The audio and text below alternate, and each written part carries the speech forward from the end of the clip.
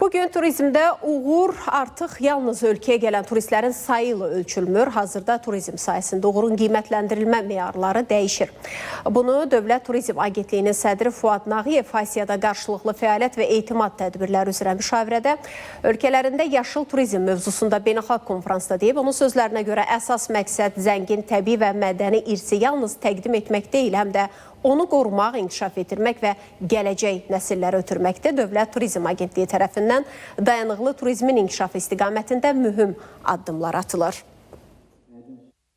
Təbiət əsaslı turizm marşrutlarının inkişafı, ekoturizm və agroturizm istiqamətlərinin formalaşdırılması bu yanaşmanın əsas istiqamətlərdən biridir.